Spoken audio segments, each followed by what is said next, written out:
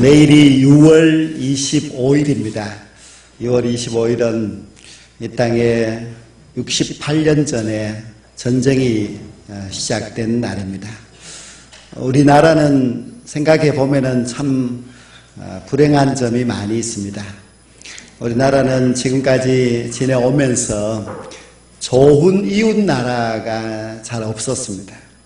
그래서 항상 이웃 나라들의 공격을 받으면서 어렵게 그렇게 살아왔습니다. 지금은 이제 북한이 우리와 가장 가까운 이웃 나라인데 지난 70년이 넘는 세월 동안 북한과 남한의 갈등은 계속되었고 또 도움이 된다고 하기보다는 오히려 더 어려움을 주는 그런 나라가 되었습니다. 바라기는 이제 남과 북이 한 민족이니까 좀 좋은 관계가 되어서 좋은 이웃 나라가 되어서 서로 돕고 또 화목하게 그렇게 살아가게 된다면은 아마 이 나라의 미래가 더 밝지 않을까 그런 생각입니다. 그 옛날 창세기에 보면은 이삭이 쌍둥이 아들을 낳습니다. 형은 바로 에서이고 동생은 야곱입니다. 쌍둥이로 태어났습니다마는 이 에서와 야곱은 사이가 좋지 않습니다.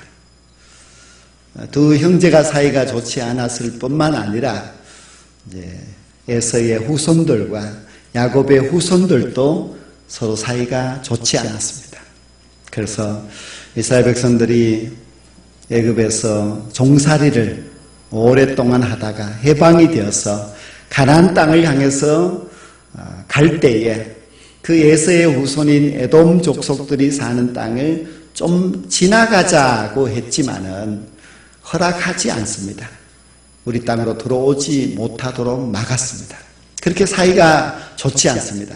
우리가 흔히 말하기를 피는 물보다 진하다 그런 말을 합니다마는 그러나 같은 형제라고 할지라도 사이가 좋지 않으면은 오히려 이웃보다도 못할 때가 참 많이 있습니다.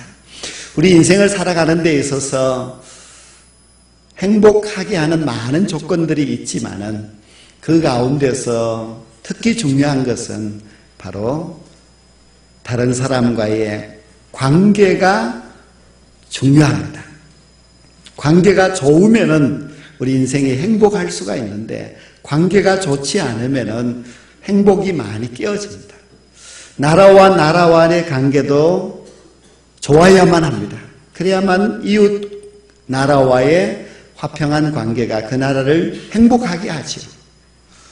우리가 살고 있는 이 땅에서 이웃과의 관계도 참 중요합니다. 아파트에 사는 분들은 윗집이 중요하고 아랫집도 중요하고 윗집이 시끄럽다 하고 시끄럽게 하면 아랫집도 피해를 입고 그렇게 해서 윗집과 아랫집의 관계 그것도 참 중요합니다. 가족과의 관계도 마찬가지입니다. 관계가 좀 안 좋다, 관계가 깨어진다 이러면은 그때부터 행복한 것이 아니라 불행한 일들이 참 많이 있게 됩니다. 오늘 제가 읽은 이 오바다 말씀은 구약 성경에서 가장 짧은 말씀입니다. 한 장밖에 되지 않는 짧은 말씀인데 그래도 신구약 성경 66권 가운데 한 권으로서의 자리를 차지하고 있습니다.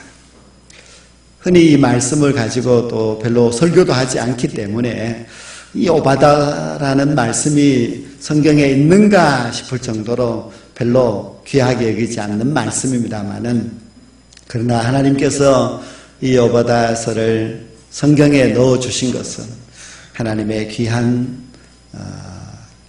뜻을 전달하기 위해서 넣으신 말씀이기 때문에 이 말씀도 참 중요합니다.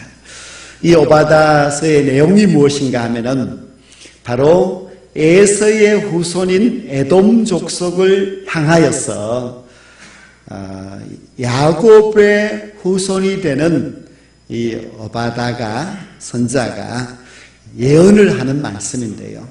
그 예언의 내용이 뭔가 하면은 에돔 족속은 하나님의 심판으로 멸망을 당한다는 그런 말씀입니다. 본래 이스라엘과 이 에돔 나라는 서로 사이가 좋지 않는데 이스라엘의 백성 가운데 오바다가 이렇게 에돔 족속의 멸망을 선포하였으니 개인적인 감정이 아닐까 생각할 수도 있는데요.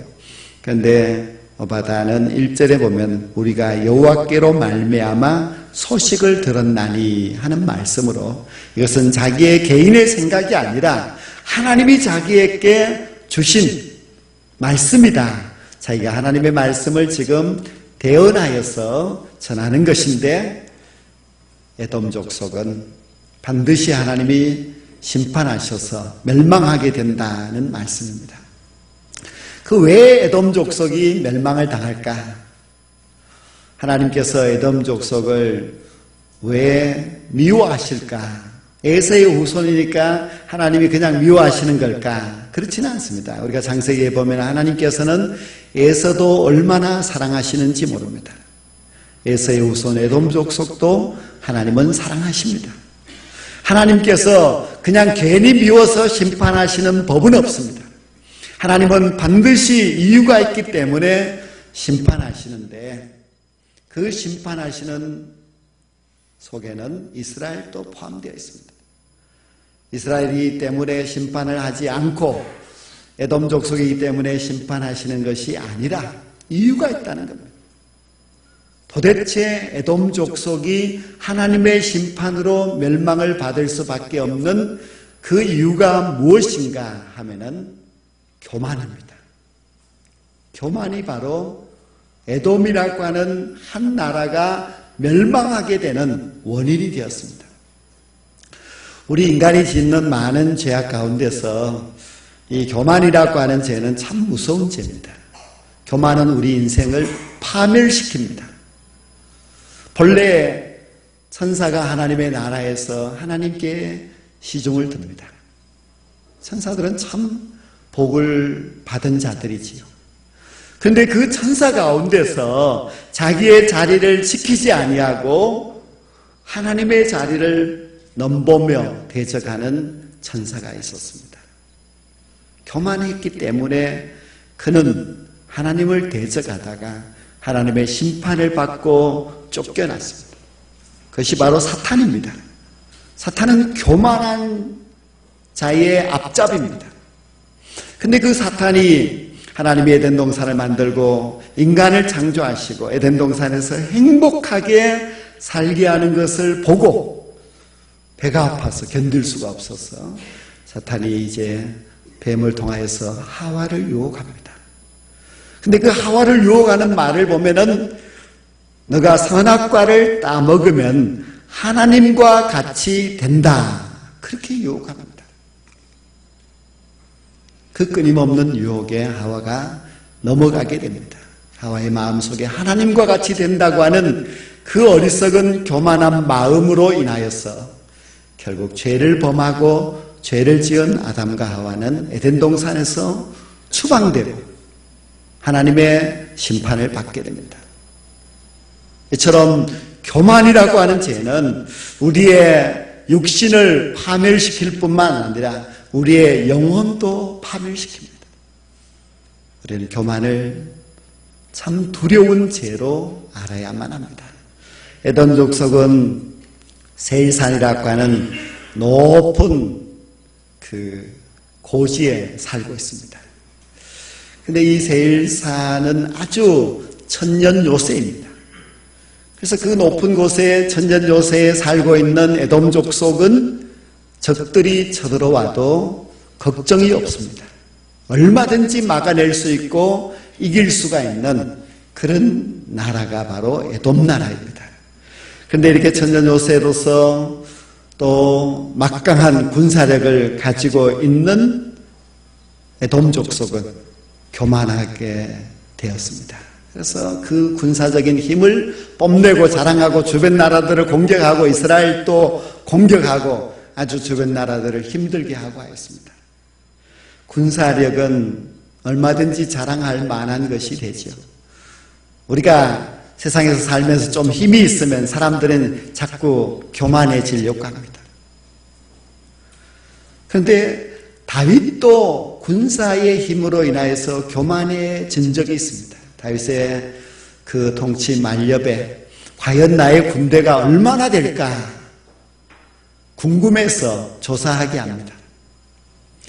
그런데 그의 그 군사력의 힘, 즉 그것이 나의 힘이라고 생각하고 교만했을 때 하나님은 매우 싫어하시고 다윗이라고 할지라도 하나님의 심판, 벌을 받게 됩니다. 우리나라가 좀 무기가 있다고 군사력이 있다고 그렇게 교만하면 안 되죠. 우리도 북한도 미국도 이 세상 그 어느 나라도 군사의 힘으로 교만할 그런 나라는 없습니다. 또 에돔 족속은 물질로 교만했습니다.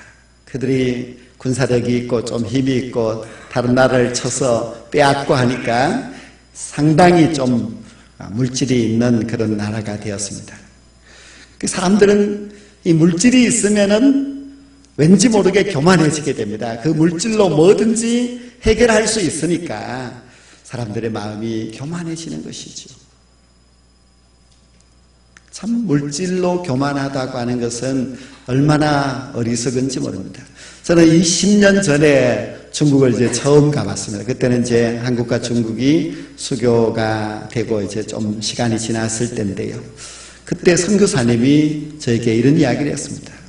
한국 사람이 중국 와서 얼마나 교만한지 모릅니다. 돈 좀 있다고 중국 사람들을 종을 대하듯이 막 합니다. 그런데 그게 얼마 갔습니까? 얼마 가지 않아서 이제 우리 한국 사람들이 중국 가서 돈 있다고 뽐내면은 큰일 납니다.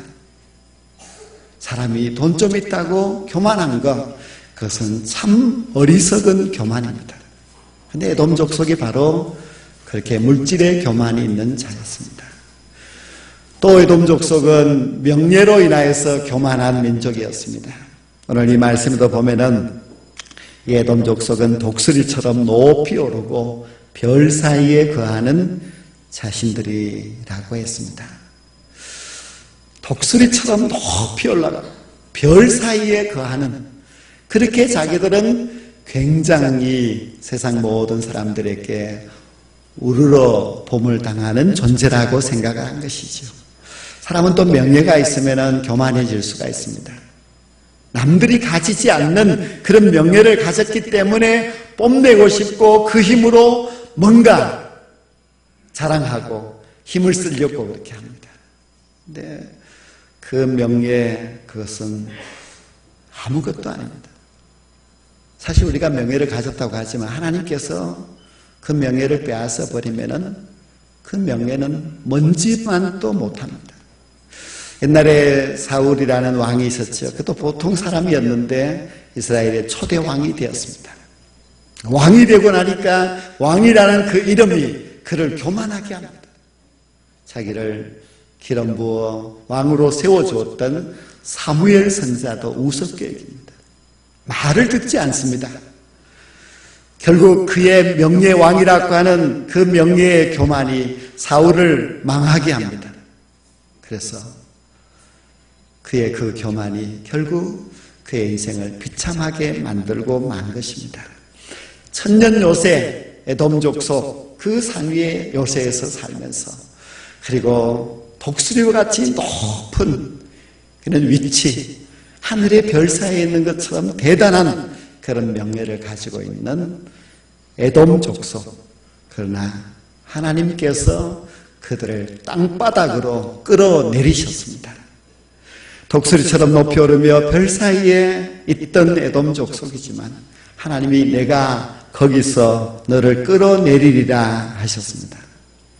자신들은 무력으로서 또 재물로서 명예로서 아주 당당하다고 걱정이 없다고 생각했지만 하나님이 끌어내려 버리니 그들은 바닥으로 추락하였고 결국 그 나라가 멸망하고 맙니다. 그래서 에돔 족속들은 여러 번 이제 공격을 받는데요. 아라비아 지방에 이 바나다 족속에게 그들의 수도가 빼앗기게 됩니다. 그렇게 천년 요새라고 생각하고 자랑하였지만은 그러나 적의 공격을 받고 쫓겨가야만 했습니다. 그래서 네게부 사막으로 피신하여서 거기서 살다가 나중에 유다 족속 힐카누스 왕에게 멸망을 당하고 맙니다. 자기들은 대단하고 아주 망하지 않을 것이라고 생각했지만은 오바다 선자가 예언한 그 예언의 말씀 그대로 그들은 처참하게 멸망이 됩니다. 오늘 이 오바다 선자의 예언의 말씀을 보면은 이 에돔 족속이 어떻게 멸망되는지를 소개하고 있는데 두 가지 비유로 말하고 있습니다. 도둑이 또 강도가 있어서 어느 집에 들어갔을 때에 그 집의 물건을 이제 훔치겠지요. 그러나 어느 정도 훔치면 이 사람이 가지 그 집에 있는 모든 것을 다 가져가지는 않습니다. 그런데 이 에돔 족속은 모든 것을 다 잃어버릴 정도로 그렇게 패망을 하고 맙니다.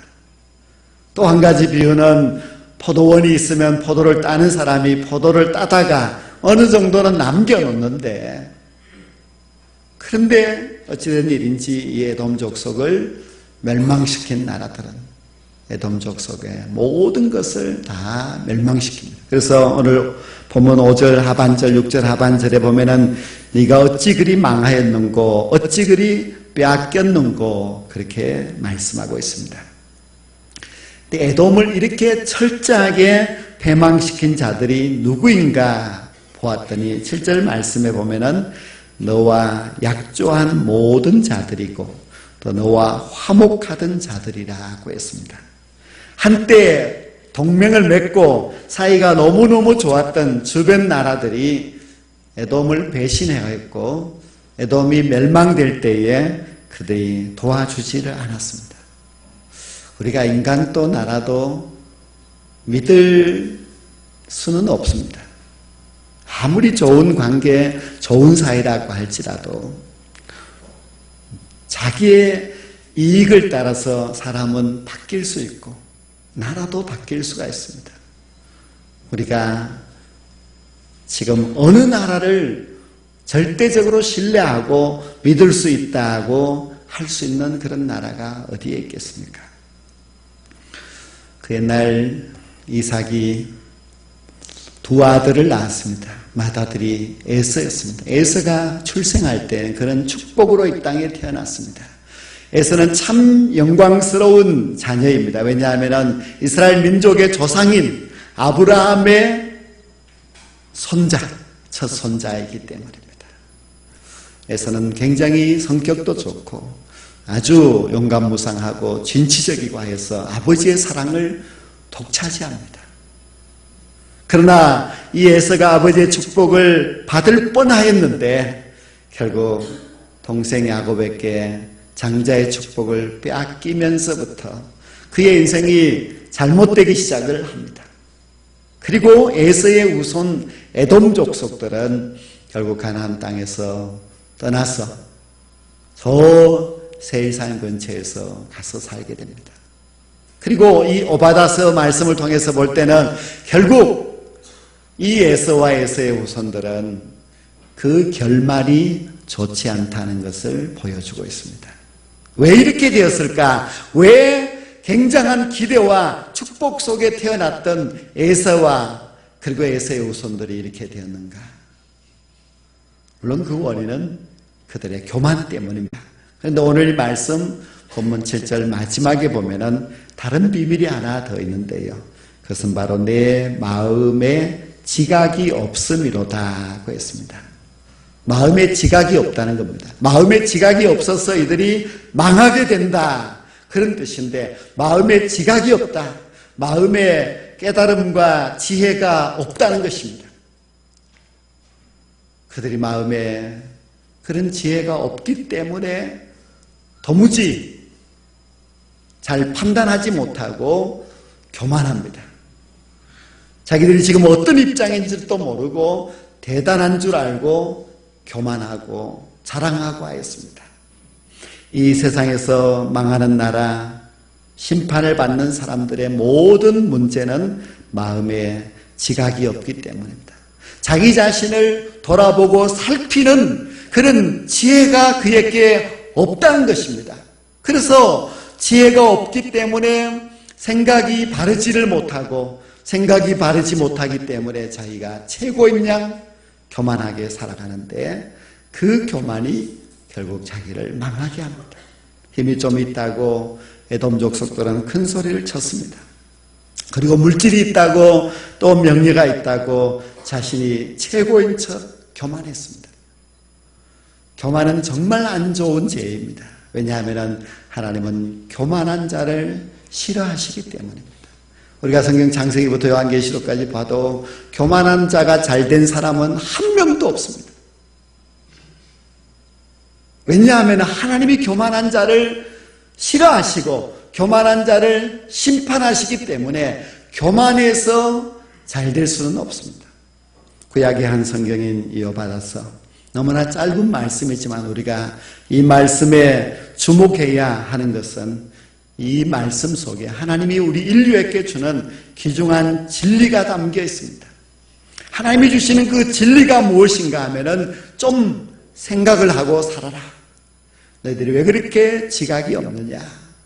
무엇을 생각하라고 하는가 하면은 교만해서는 안 된다는 것입니다. 뭘 좀 가지고 있다고 교만해서는 안 된다. 뭔가 좀 되었다고 큰 소리치고 교만해서는 안 된다는 것입니다. 성도 여러분, 오늘 우리가 이 말씀을 들으면서 우리 자신을 한번 생각해 보십시오. 지각이 있는 자는 자기 자신을 바라볼 수 있고 자신의 지금 현재의 모습을 깨달을 수 있어야만 합니다. 지각이 없는 자는 망할 수밖에 없습니다. 우리는 혹시 교만하지 않는가? 하나님이 그렇게 싫어하는 교만의 죄를 범하고 살아가고 있지는 않는가? 우리 자신을 한번 생각해 봐야만 합니다.